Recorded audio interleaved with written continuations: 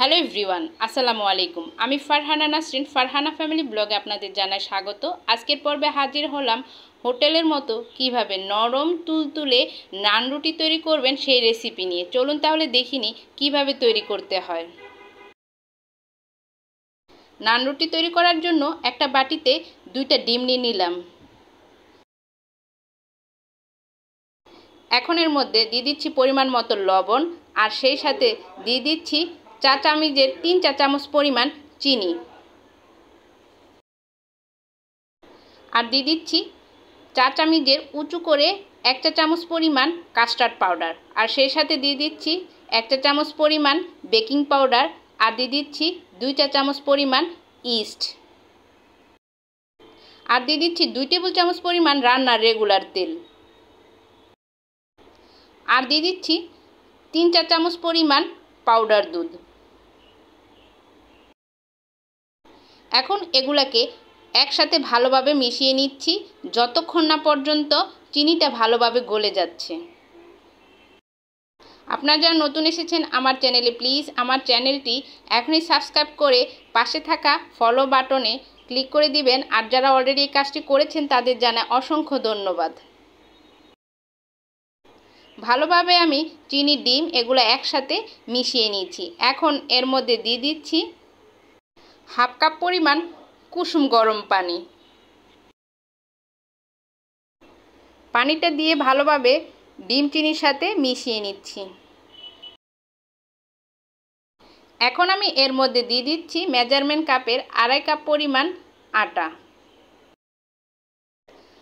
আটা দিয়ে ভালোভাবে একটা ডো তৈরি করে নিচ্ছি।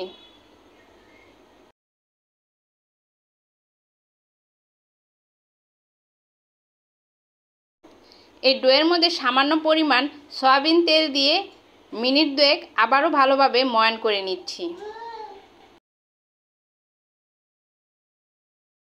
নান রুটির জন্য ডো তৈরি করা হয়ে গেছে। এখন এটাকে ঢাকনা দিয়ে ঢেকে আমি রেস্টে রেখে দেব 2 ঘন্টার জন্য। ফিরে আসলাম 2 ঘন্টা পর। দেখুন ডোটা একদম ফুলে ডাবল হয়ে আছে।